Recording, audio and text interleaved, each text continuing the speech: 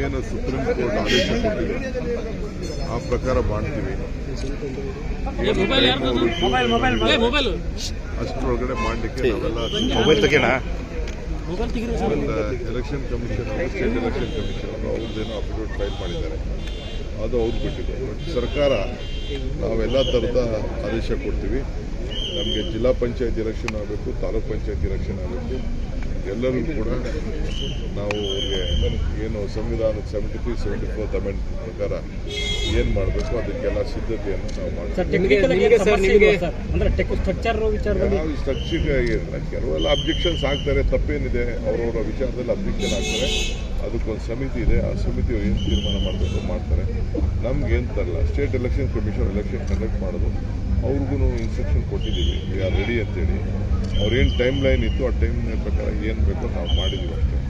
ಆಮೇಲೆ ಏನಾದರೂ ಇದು ರಿಸರ್ವೇಷನಲ್ಲಿ ಕೆಲವರು ಯಾರೋ ಕೂಗ್ತಾ ಇದ್ರು, ಅದೇನೋ ವುಮನ್ ಕಡಿಮೆ ಆಗಿದೆ ಜಾಸ್ತಿ ಆಗಿದೆ ಅಂತ, ಅದನ್ನು ನಾನು ಗಮನಿಸಿಲ್ಲ.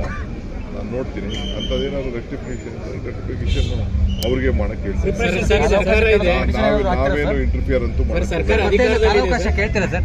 ಕಾಲಾವಕಾಶ ಕೇಳ್ತೀರಾ ಸರ್? ಎಂತಕ್ಕೆ ಇದು ಎಲೆಕ್ಷನ್ ಇಲ್ಲ ನಾವು ಕಾಲ ಈಗ ಸರ್ಕಾರ ಇದೆ, ತಾವು ಬೆಂಗಳೂರು ಡೆವಲಪ್ಮೆಂಟ್ ಮಿನಿಸ್ಟರ್, ನಿಮ್ಗೆ ಎಷ್ಟು ಚಾಲೆಂಜ್ ಇದೆ ಸರ್ ಈ ಸರಿ ಎಲೆಕ್ಷನ್? ಏನು ಚಾಲೆಂಜ್ ಇದೆ? ನನ್ನ ಡ್ಯೂಟಿ ಎಲೆಕ್ಷನ್ ಮಾಡೋದು, ನನ್ನ ಡ್ಯೂಟಿ ಕಾರ್ಯಕರ್ತರಿಗೆ ಅಧಿಕಾರ ಕೊಡೋದು, ಹೊಸ ನಾಯಕರುಗಳನ್ನ ತಯಾರು ಮಾಡ್ತಾ ಇದ್ದೀವಿ. ಇದು ನಮ್ಮ ಡ್ಯೂಟಿ. ಚುನಾವಣೆಯಲ್ಲಿ ಎಲ್ಲರಿಗೂ ನಮಗೆ ಕಾನ್ಫಿಡೆನ್ಸ್ ಇದೆ, ನಾವು ಮಾಡಿರುವಂಥ ಕೆಲಸಕ್ಕೆ, ನಾವು ಕೊಟ್ಟಿರುವಂಥ ಗ್ಯಾರಂಟಿಗೆ ಬೆಂಗಳೂರನ್ನ ಬದಲಾವಣೆ ಮಾಡ್ತಾ ಇದ್ದೀವಿ. ಇದೆಲ್ಲ ಕೂಡ ನನಗೆ ಗ್ಯಾರಂಟಿ ಇದೆ. ಜನ ನನಗೆ ವಿಶ್ವಾಸ ಕೊಡ್ತಾರೆ. ನಾವು 5 ಕಾರ್ಪೊರೇಷನ್ ಗೆಲ್ತೀವಿ.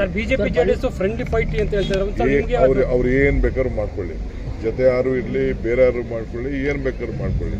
ನಮಗೆ ಒಂದೇನಾದ್ರು ನನ್ನ ಅಭಿಪ್ರಾಯ, ಒನ್ಸ್ ಫಾರ್ ಆಲ್ ಅವರಿಬ್ಬರು ಜೊತೆಗೆ ಒಟ್ಟಿಗೆ ಫೈಟ್ ಪಾರ್ಲಿಮೆಂಟ್ ಹೆಂಗೆ ಮಾಡಿದ್ರು ಹಂಗೆ ಅಸೆಂಬ್ಲಿ ಇದು ಎಲ್ಲ ಮಾಡಿಬಿಟ್ರೆ ನಮಗೆ ಒಳ್ಳೇದು. Straight fight is more important than a triangle fight.